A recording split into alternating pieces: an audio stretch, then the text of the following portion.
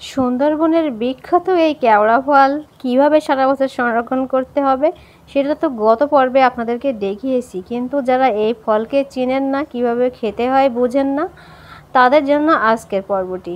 কিভাবে এই কেওড়া ফল আমাদের এলাকায় রান্না করে থাকে, আমরা কিভাবে এটা খেয়ে থাকি, সেই বিখ্যাত বিখ্যাত রেসিপিগুলো আজকে আপনাদের মাঝে শেয়ার করতে যাচ্ছি। তাই সম্পূর্ণ ভিডিওটি দেখার অনুরোধ থাকলো। আসসালামু আলাইকুম দর্শক, আজকের এই বিশেষ পর্বে সবাইকে জানাচ্ছি অনেক স্বাগত। দক্ষিণ অঞ্চলের বাইরের মানুষগুলা হয়তো কেওড়া জলকে খুব ভালোভাবে চিনে থাকেন, কারণ কেওড়া জল পোলাও কিংবা বিরিয়ানি ভাতে আমরা ব্যবহার করি। কেওড়া জল চিনে থাকলেও হয়তোবা কেওড়া ফলকে আপনারা চিনবেন না, আর এটা হলো সেই কেওড়া ফল। তো এই ফলের রেসিপি আমরা কিভাবে খেয়ে থাকি তার প্রথম একটা রেসিপি আপনাদের মাঝে শেয়ার করছি, যদিও এটাকে রেসিপি বলা যাবে কিনা জানি না। কিছু কেওড়া ফলের বোটা ছাড়িয়ে ভালোভাবে ধুয়ে অল্প একটু পানি আর স্বাদ মতো লবণ দিয়ে আমি এটা সিদ্ধ করতে দিয়েছি।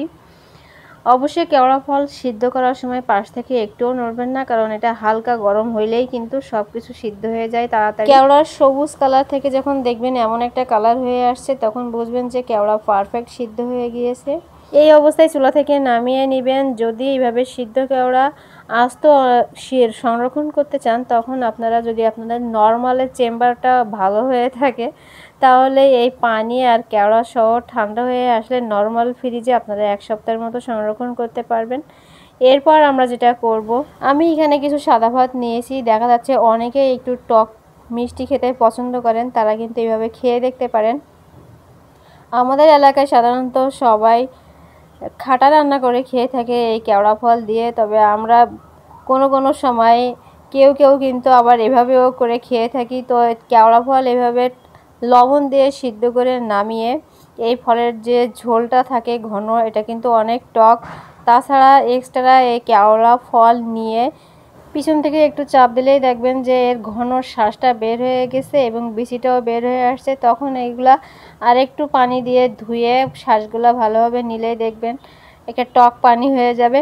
তারপর এর মধ্যে আমি আরেকটু লবণ আর পরিমাণ মতো 1 চামচ চিনি দিয়ে ভালোভাবে চটকে মাখিয়ে খেয়ে থাকি।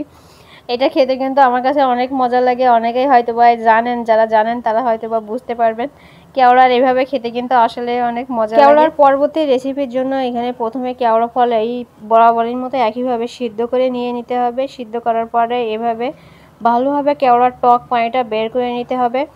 আর বের করার পরে কিন্তু আপনারা সংরক্ষণ করতে চাইলে এভাবে পটে ভরে ডিপ ফ্রিজে রেখে দিতে পারেন। এরপর যখন এসব ফ্রিজ থেকে বের করে বরফ ছাড়িয়ে আপনারা যেমন খুশি তেমনভাবে কিন্তু রান্না করে নিতে পারেন। আজকের রেসিপিগুলো কিন্তু আমি এই ফ্রোজেন কেওড়া দিয়েই রান্না করে দেখাবো।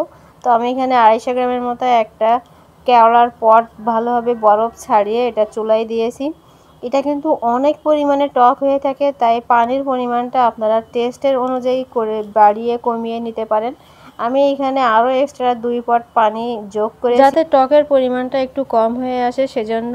যেহেতু এই টক খাটার ভিতরে আর কোনো কিছুই দেওয়া হয় না, সেজন্য কিন্তু এই টকের ঝোলটা পাতলা হয়ে থাকে। আপনারা যদি ঘন করতে চান, সেক্ষেত্রে যখন ভাতের মাড় ঢালবেন তখন এই ভাতের মাড়টা কিন্তু ফেলে না দিয়ে এই কেওড়ার টকের ভিতরে দিয়ে নিতে পারেন। সেক্ষেত্রে টকের পরিমাণটাও কমে আসবে আর ঝোলটা একটু হলেও ঘন হবে।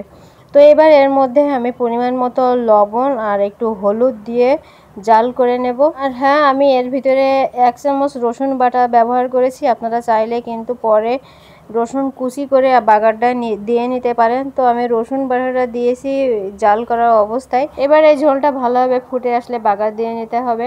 আর বাগার দেওয়ার জন্য আমি চুলায় উঠিয়ে দিয়েছি একটা ব্যাচেলার লাইফের পাতিল, মানে আমার জামাইয়ের ব্যাচেলার লাইফের একটা পাতিল।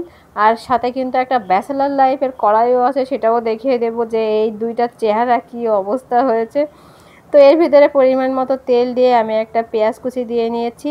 আর আপনারা চাইলে কিন্তু এই সময় একটা রসুন কুচিও দিয়ে নিতে পারেন। যে কোনো বাগারের জন্য কিন্তু একটু পাতিল টাইপের পাতিল হলে ভালো হয়। ছড়ানো পাতিলে তেলটা কিন্তু ছড়িয়ে চারিদিকে উঠে যায়, সেজন্য আমি এরকম একটা গোল পাতিল বসিয়ে দিয়েছি। আর পেঁয়াজটা এরকম লাল লাল হয়ে আসলে এর মধ্যে আমি কিছু সরিষা অ্যাড করছি, কারণ টক জিনিসে আমরা সাধারণত সরিষা দিয়ে বাগারটা দিয়ে থাকি।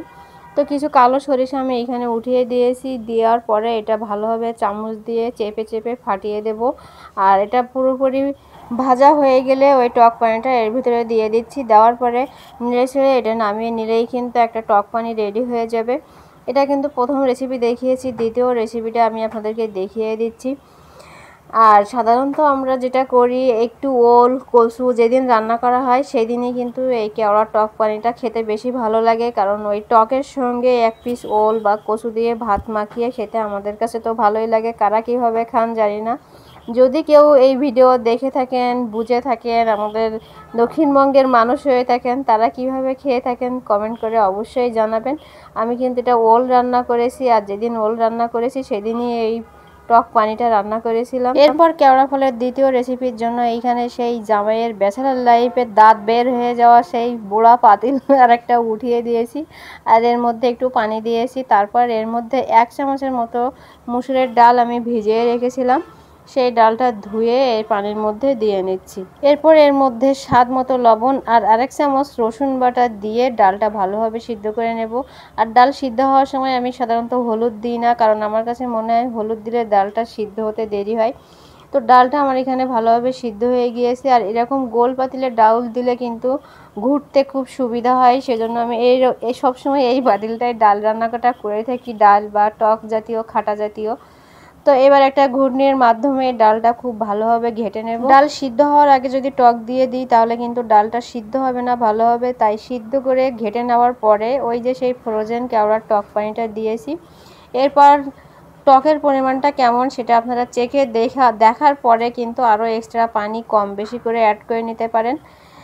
এরপর আমি এর ভিতরে পরিমাণ মতো হলুদ দিয়ে বেশ ভালোভাবে পানিটা ফুটিয়ে নেব। আপনাদের কি কোনো দয়া মায়া আছে? যদি দয়া মায়া থেকে থাকে মনে, তাহলে অবশ্যই ঠাস করে একটা ভিডিওতে লাইক দিবেন। আর যেহেতু এত কষ্ট করে রেসিপি শেয়ার করেছি, তাই অবশ্যই যারা এই কেওড়া ফলকে চিনেন না, খেতে জানেন না, তাদের কাছে আজকের পর্বটি শেয়ার করবেন। আর ভালো লাগলে অবশ্যই চ্যানেলটি সাবস্ক্রাইব করবেন। বেল বাটনে কিন্তু অবশ্যই ক্লিক করতে হবে, তা না হলে পরে ভিডিও ছাড়লে আপনারা কিছুই দেখতে পাবেন না। এটা বাগার দেওয়ার জন্য জামাইয়ের সেই ব্যাচেলার লাইফের একমাত্র জীবন সঙ্গী কালো একটা কড়াই উঠিয়ে দিয়েছি, আর এর মধ্যে একটা পেঁয়াজ কুচি দিয়েছি। আপনারা চাইলে কিন্তু প্রথমে রসুন বাটা না দিয়ে এর মধ্যে একটা রসুন কুচি করে দিয়ে নিতে পারেন। টক রান্নায় বাগার দেওয়ার সময় অল্প পরিমাণে তেল দিবেন, কারণ অল্প তেল দিলেই কিন্তু অনেকটা মনে হয়ে যায়, আর বেশি তেল দিলে বেশি তেলতালা হয়ে যায়। তাই অল্প একটু তেল দিয়ে আমি এই পেঁয়াজটা ভালোভাবে ভেজে নেব। পেঁয়াজগুলো একটু ভাজা হয়ে আসলে এর মধ্যে শ্বশুরবাড়ির বিখ্যাত সেই কালো সরিষাগুলো দিয়ে দিচ্ছি কালো পাতিলের মধ্যে। তো এবার এটা নেড়েচেড়ে ভালোভাবে ভেজে নেব। আর ভাজা হয়ে গেলেই কিন্তু আগে থেকে রাখা টক ডালটা এর ভিতরে দিয়ে নেব, আর কিছুক্ষণ ফুটিয়ে লবণের পরিমাণটা চেখে দেখলেই কিন্তু আমাদের কেওড়ার বিখ্যাত টক ডাল রেসিপি হয়ে যাবে। আমার বাসায় সবাই এই টক ডাল খেতে পছন্দ করে, যে কোনো টক দিয়ে টক ডাল রান্না করলেই সবাই চেটেপুটে ভাত খায়। তো সেজন্যই আমি চেষ্টা করি ফ্রিজে কোনো না কোনো টক জিনিস রেখে দিতে, যাতে সারা বছর কোনো না কোনো রেসিপি করে খাওয়া যায় ডাউলের সঙ্গে। আশা করি সুন্দরবনের এই বিখ্যাত কেওড়া ফলের রেসিপিগুলো আপনাদের অনেক ভালো লাগবে, তাই অবশ্যই ভিডিওটি সবার মাঝে শেয়ার করার অনুরোধ থাকলো। আর ভিডিওটি ধৈর্য ধরে যারা শেষ পর্যন্ত দেখেছেন তাদেরকে আমার মন থেকে অসংখ্য ধন্যবাদ জানাচ্ছি। সবাই অনেক ভালো থাকবেন। আল্লাহ হাফেজ।